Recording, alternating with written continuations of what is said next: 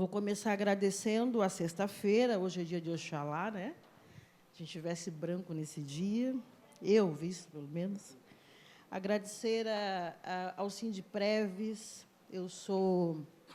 me considero membro fundadora do coletivo de raça e gênero do Sindipreves. Participei de outros eventos, um como coordenadora, quando nós pautamos a saúde da população negra, e eu sinto muito orgulho dessa dinâmica que acontece sempre por esse coletivo e que sinaliza para os outros coletivos de raça e gênero dos outros sindicatos o que é possível e o que a gente deve fazer.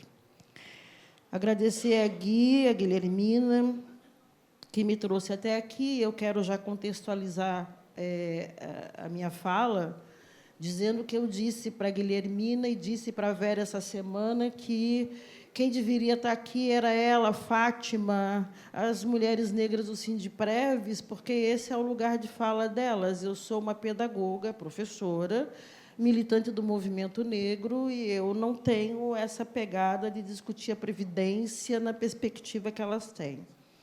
E aí a Vera me disse, não, a gente não quer isso, a gente quer outra coisa, a gente quer que você fale das consequências disso. E eu falei, bom,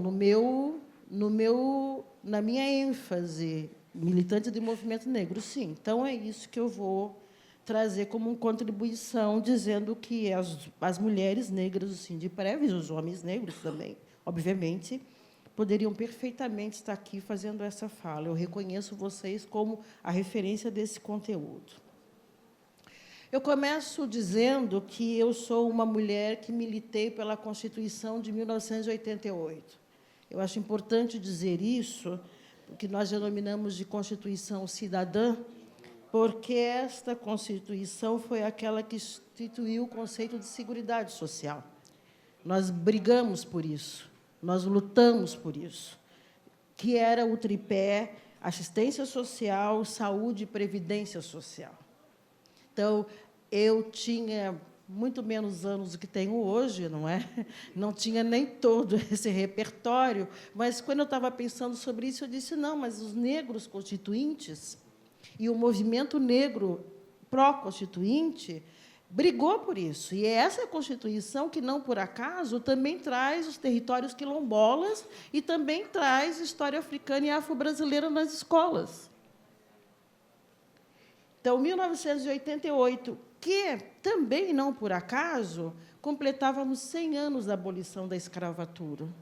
Então, nós estávamos com essa Constituição, pactuado a partir de uma Constituinte cidadã, o início de decolagem, né, para um outro patamar na sociedade brasileira, eu falo nós, os negros, a partir da Constituição Cidadã. Quando eu olho para esse cenário da Previdência de hoje, obviamente que vou repetir o que todo mundo já disse, mas a gente precisa dizer até as palavras que já foram ditas, de que a Constituição está sendo rasgada, não é? Para contextualizar o cenário, para a gente falar sobre raça, racismo, e sobre as coisas que se consolidam do ponto de vista institucional, eu trouxe a carta de um viajante europeu que passou por Florianópolis em 1903, quando a cidade se chamava Nossa Senhora do Desterro. Esse homem branco, europeu, muitos passavam por aqui, tem uma publicação específica, né, chamada Carta dos Viajantes. Esse homem, como passou por aqui, ele disse o seguinte, a quantidade de escravos negros de ambos os sexos que se vêem por aqui é estranha aos olhos desacostumados de um europeu qualquer. Despertou-me uma revolta especial quando vim pela primeira vez a Nossa Senhora do Desterro e vi um grande número dessas criaturas abandonadas, nuas, deitadas frente às portas de ruas laterais oferecidas à venda. Da maneira que é praticado aqui, conforme meu ponto de vista, o sentimento culto de um europeu tem que se revoltar, pois se deve considerar que tudo o que esses escravos ganham como diaristas ou operários não pertence a eles, mas a seu patrão, e que podem ser alugados por seus donos para serviços na lavoura, para remar, pescar, amamentar, construir, etc., por um preço de acordo com seu trabalho, bem semelhante ao que se faz na Europa com os animais. Fecha aspas.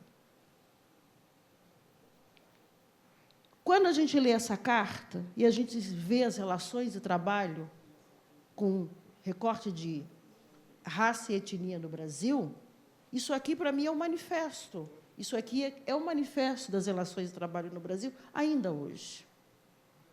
Então, quando eu analisei para trazer a reforma da Previdência para cá, e li também, Lino, o que o movimento negro disse, li as cartas, li os documentos, eu posso dizer que, enquanto nós, do movimento negro, a nossa luta gira em torno de, abre aspas, uma abolição inacabada, e aí eu coloquei como anotação, falar da obra do professor Marcos Caneta, ele está aqui, não é a categoria que o professor usa. Nós vivemos num país em que a abolição ainda não se fez. Nós vivemos num país em que a independência ainda não se fez, e quando você vê o que se faz hoje sobre a soberania nacional, com a soberania nacional, fica explícito que a gente está num país em que também a independência não se fez. Não é? Então, a abolição inacabada que o movimento negro luta, ela, com esse projeto, se torna uma escravidão institucionalizada.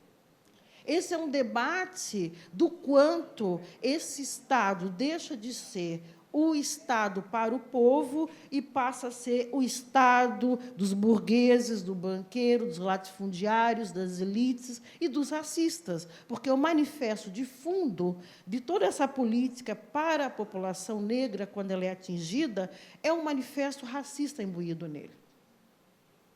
Eu trouxe também, para reflexão, eu não estou diferente do Lino, de que a reforma ela planeja acentuar o racismo e as desigualdades entre negros e brancos e afetando a população LGBT. Eu não estou dizendo que é uma consequência, eu estou dizendo que ela planeja, que é diferente. Consequência, depois a gente vai ver o que acontece. Não, ela já nasce com essa intencionalidade. Assim como ela também já nasce com a intencionalidade de retroceder no campo político, social e econômico aquilo que esses grupos negros e LGBTs obtiveram nas últimas 3 décadas no Brasil. É intencional também isso. É muito cirúrgico isso. Devo dizer aos brancos, a todos os brancos, que esse projeto da reforma também visa restituir os privilégios da branquitude. Lamento informar, mas vem com essa carta também. Se for de direita, fundamentalista, homofóbico, racista, melhor ainda. Os privilégios virão mais rápido.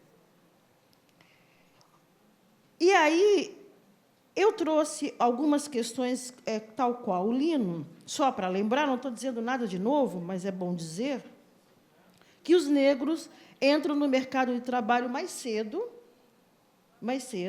no entanto, recebem os menores salários. Sempre, em todo o tempo histórico que eu observei, desde após a abolição até hoje, é essa recorrência.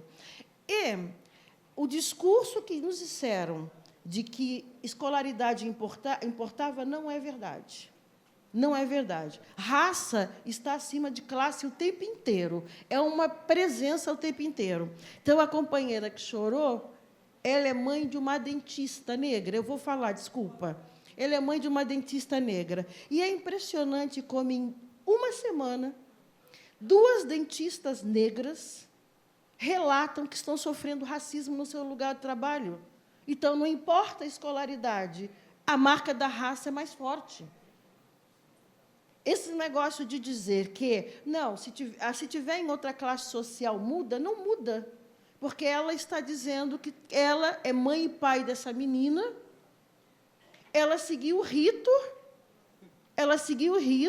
ela tem orgulho de ter uma filha dentista, e ela está sofrendo com a filha racismo institucional no serviço público.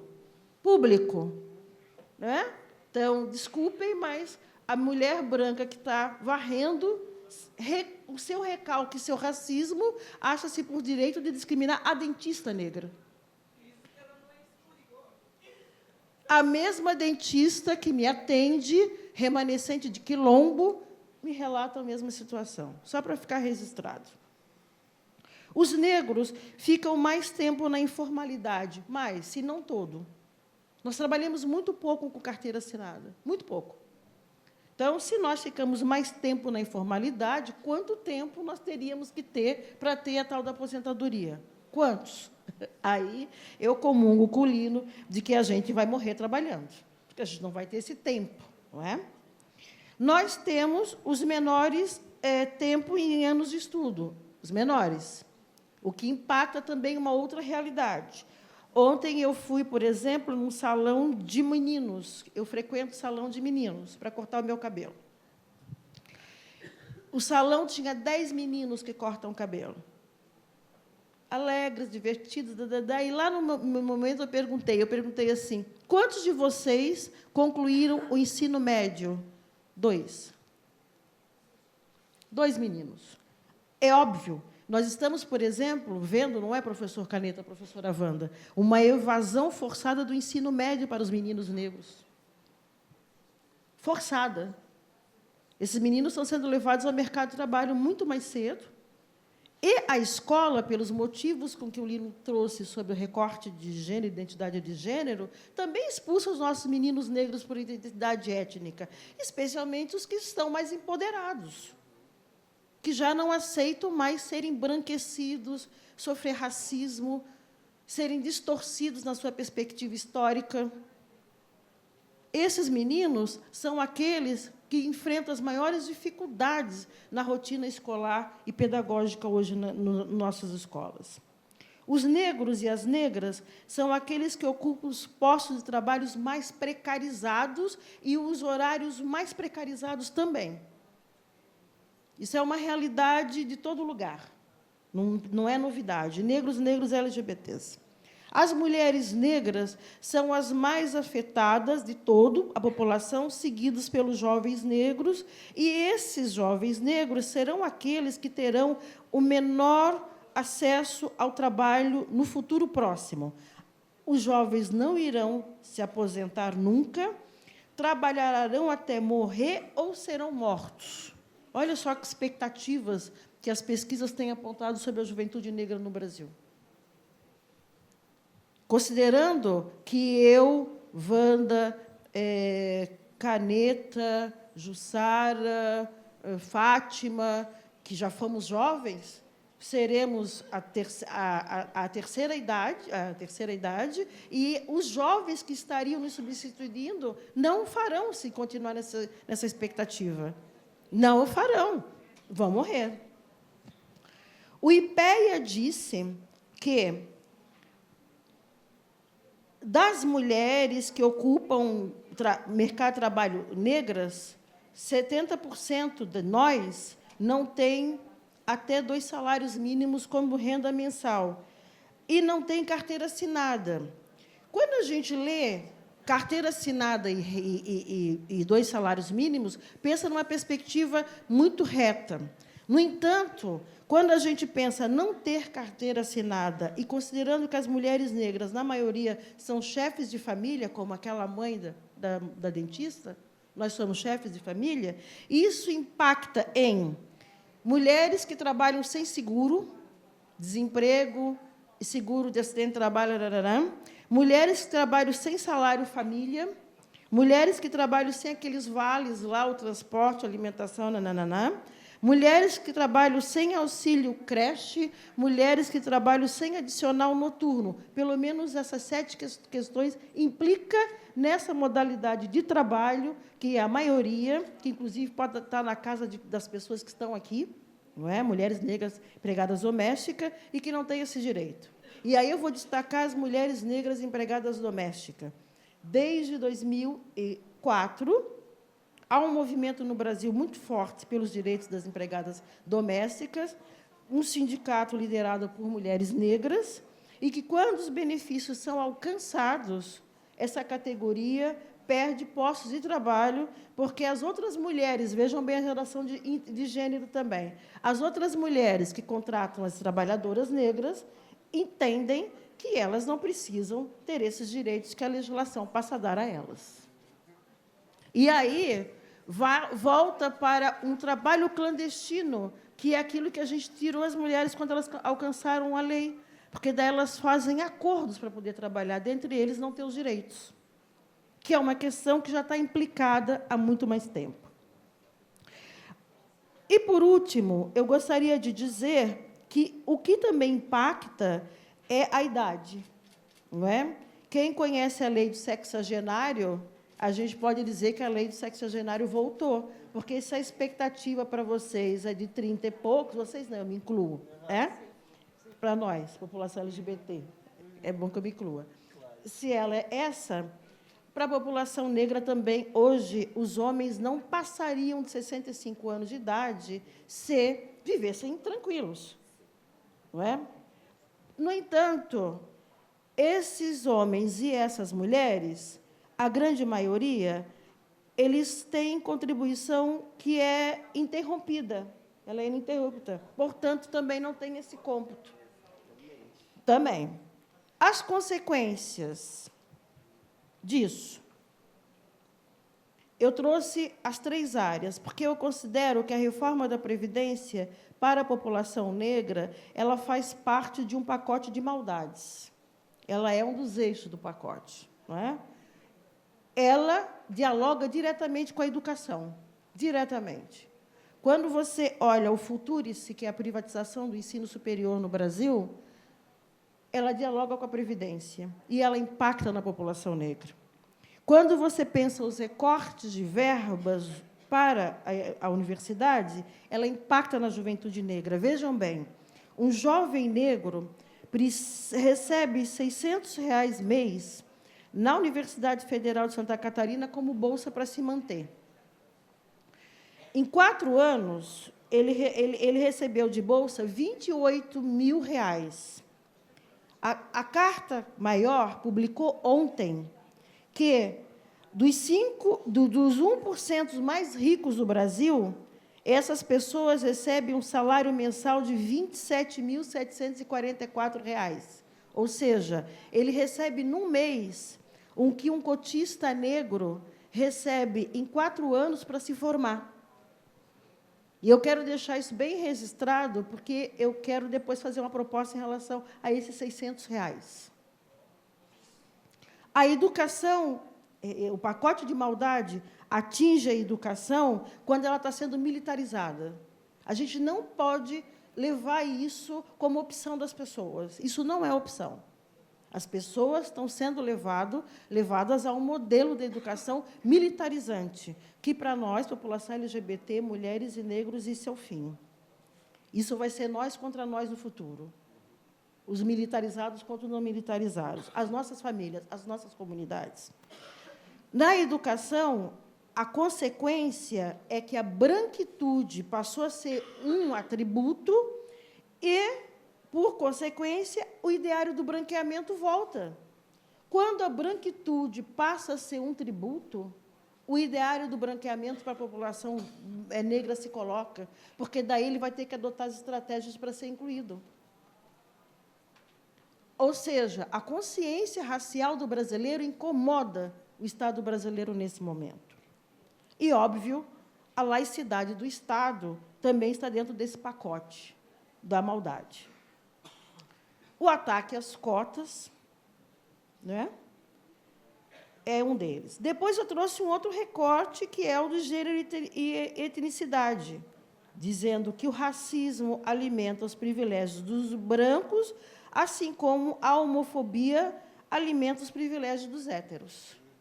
Porque, se você também estiver dentro da heteronormatividade, você vai ser recompensado. O sistema está fazendo isso o tempo inteiro. O tempo inteiro. É só a gente observar como ele lida com isso. E aí, nós retrocedemos, tanto na perspectiva de afirmamento étnico e lugar social. O terceiro aspecto em que esse pacote ataca é nos nossos lugares, ou seja, a periferia é o lugar de maioria de negro em qualquer lugar desse país. Qualquer lugar desse país. Não existe um lugar que não seja. Eu viajo para fazer as minhas formações de professores nos municípios mais brancos de Santa Catarina, eu pergunto para as professoras, onde é que os negros moram? Ah, moram lá naquele lugar, que geralmente tem nomes associados a coisas de negro. Lá naquele lugar. Pomerode foi assim na semana passada.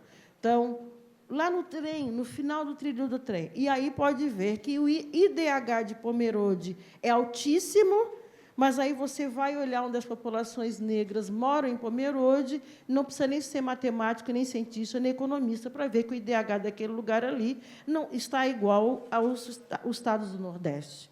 Portanto, esta reforma ela vai agudizar, porque se nós, na periferia, não tivermos trabalho, nós não tivermos escola, porque vai impactar na escola, se o mercado de trabalho é longe para quem mora na periferia, é dela que nós teremos que investir mais em políticas no futuro, inclusive pelo movimento sindical, que eu sei que essa pauta no sindicato não é confortável para todo mundo, nas perspectivas de mudar as relações de emprego, assistência social, saúde, educação, segurança básica, etc. Eu não vou falar de violência, porque eu não quero associar a comunidade negra com violência o tempo inteiro. Isso é responsabilidade do Estado. Então, a gente tem que lidar com isso. Mas eu quero falar que o encarceramento faz parte desse pacote. E aí eu estou trazendo como referência a última publicação da Angela Davis, que é A Democracia da Abolição, para além do império, das prisões e da tortura, que está falando exatamente sobre o quanto nunca cessou-se, no mundo global, onde a maioria negra está, a estratégia institucional do encarceramento. Nunca, em momento nenhum. Então, eu não tenho dúvidas que a reforma da Previdência ampliará o encarceramento. Em 2018, 61% dos homens encarcerados eram negros no Brasil. Embora essa população seja de 53%. E aí eu encerro dizendo o seguinte: a reforma da Previdência, a meu juízo, é também uma pá de cal na perspectiva social-democrata dos sindicatos brasileiros. Ou eles são revolucionários, ou eles vão ter que se revisitar. Porque a gente diz, porque o debate, inclusive, de nós sermos massacrados, é que todas as políticas que nós construímos o tempo inteiro, eu quero dizer que o movimento negro não construiu política nos últimos 13 anos ou 20 anos. Essa coisa de dizer que tem partido ou tem governo, não, absolutamente. Nós consolidamos coisas no Estado democrático de direito. Agora, a história da Lei 10.639 é do movimento negro e não de um governo, assim como cotas é do movimento negro e não é de um governo. O que a gente quer dizer, o que eu quero dizer com isso é que eu nunca vi esquerda no Brasil, eu só vi social-democracia.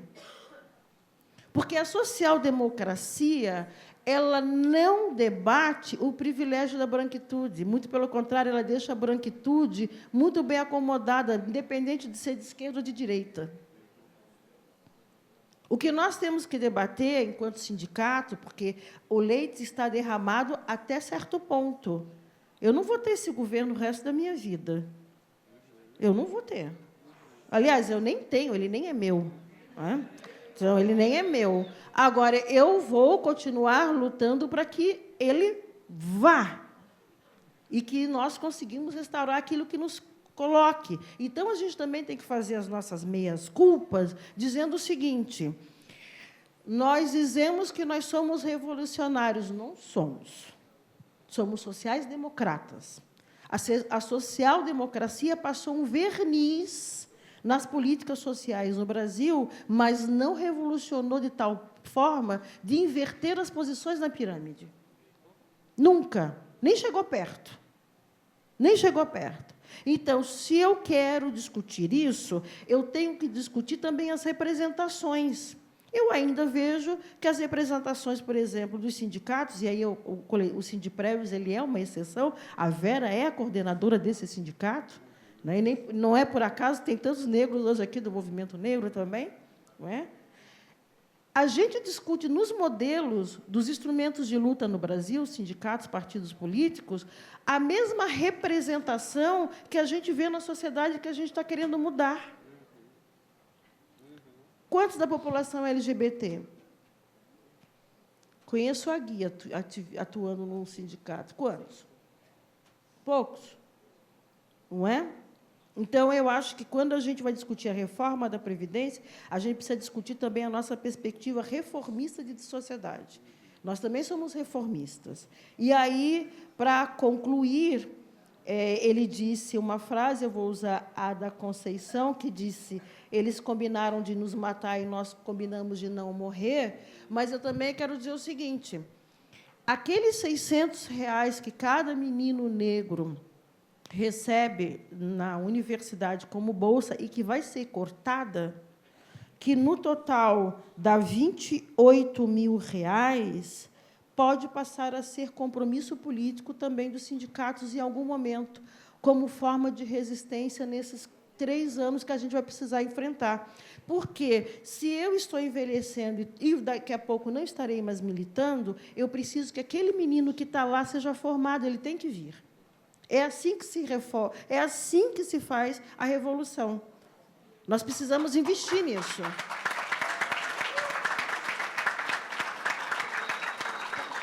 Então, nós precisamos que a gente pense exatamente como é. E aí tem uma categoria que eu sei dos não negros que estão aqui, que são muito importantes, porque, cada vez que um evento desse nasce, é preciso convencer a sua base, que, às vezes, diz: mas isso aí não é motivo do sindicato. Isso aí não é coisa do sindicato. Bom, se o sindicato não quer fazer revolução para si, ele não vai fazer se ele não faz com os outros. Ele não faz. Então, é preciso também dizer para a nossa base o tempo inteiro que racismo implica na reforma, que gênero implica na reforma, e que isso é um pacote de muita maldade que pretende desconstruir o lugar que os negros estão assumindo na sociedade brasileira, para voltar àquela carta que eu li inicialmente de um europeu que dizia que, mesmo ele sendo branco, mas que ele era tão culto que aquilo que acontecia aqui acontece. E aí, o Fernando Henrique Cardoso veio, depois dessa carta, na década de 60. Escreveu um livro, uma publicação chamada, pensar numa publicação chamada Cor e Mobilidade Social em Florianópolis. E ele disse, no prefácio do livro dele: eu encontrei uma Florianópolis intocada, como se a abolição não tivesse acontecido. E quem é negro nessa cidade, quem é negro nesse estado, que é um estado nazista, que entrincheira o movimento nazista, sabe perfeitamente do que eu estou falando. Ou a gente faz a abolição, não é, professor Caneta? Ou a gente faz a revolução, ou a gente só vai discutir reformismo. É isso que eu queria dizer. Obrigada.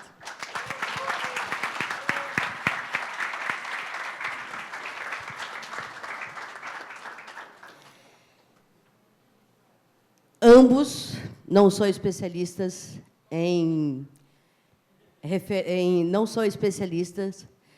previdência, nem em reforma trabalhista. Mas o que nós queríamos mostrar aqui é justamente esse viés, esse outro lado, né? Para mostrar que, dentro do seu local de trabalho, existem pessoas, e essas pessoas sofrem preconceito, sofrem discriminação. E nós estamos tentando, é bom colocar, enquanto núcleo de gênero e raça, e eu me coloco também porque eu faço parte desse núcleo, há muitos anos, desde 2016, que nós colocamos, lembra, lá no início do vídeo, né, com aquele, né, o banner descendo, né, que a gente criou a primeira campanha assim, de prévios diz não ao racismo, ao machismo e à homofobia, que, em seguida, né, depois, inclusive, a gente colocou homofobia, foi bem estratégico, porque, na época, a base conhecia a homofobia. LGBTfobia era uma coisa de, assim, 2016, já estamos falando, tá? Então, nós conseguimos depois colocar, né, levar para a base. Eu falo nós, mas quem fez essa parte de levar para a base foram as gurias da comunicação e a diretoria, que falou com os diretores de base e tal. Aí nós colocamos LGBTfobia. E, mesmo assim, as gurias da comunicação recebiam mensagens que não vale a pena a gente, né, colocar aqui, mas extremamente, não vou nem dizer de baixo calão, porque falar palavrão não tem problema. O problema é o que você faz com o palavrão que você fala, né? Então, ofendendo as pessoas do sindicato, a diretoria e tal, porque essas pessoas não são dignas de defesa. Essas pessoas são margem. O que é que nós temos que estar defendendo, sabe? Porque não tem isso, né? São pessoas trabalhadoras. Esquecem que ser trabalhador e ser trabalhadora tem toda uma carga que a gente traz, porque eu não nasci trabalhadora. Eu passei a ser, porque foi necessário. Né? Porque a maioria de nós, se não fosse necessário, a gente não estaria trabalhando. Né? Outra coisa, também, enquanto isso, uma coisa que nós não conseguimos foi colocar lá na base uma pesquisa. Nós temos uma pesquisa imensa, de 3 páginas, só questionando o preconceito e a discriminação no local de trabalho. Não conseguimos colocar lá ainda, porque há uma resistência muito forte. E eu sei que não são vocês, porque vocês estão aqui justamente porque vocês pensam como nós, como a galera do núcleo de gênero e raça. Mas vocês viram, pela análise do Lino e pela análise da Jerusi, que é sempre maravilhosa, ela vem, a parte histórica, não tem como contestar isso. O Lino vem com uma parte de experiência, não tem como contestar isso, porque você não sabe o que é ser um homem trans dentro do local de trabalho, dentro do IFSC. Vai ser professor no IFSC como homem trans. Vai ser professor na universidade, professora, enquanto mulher trans. Vai ser sapatão assumido dentro desses espaços. Vai ser bicho assumido nesses espaços. Sabe? Ser preto não tem como. Porque não tem como você assumir ou esconder. Você é. É a primeira coisa que vem. Sabe? Tipo, e é uma coisa que as minhas amigas sempre falam. Guilhermina, para nós, não me importa o meu gênero. Porque o que vem é uma pessoa preta atravessando a porta. Se deixarem atravessar a porta.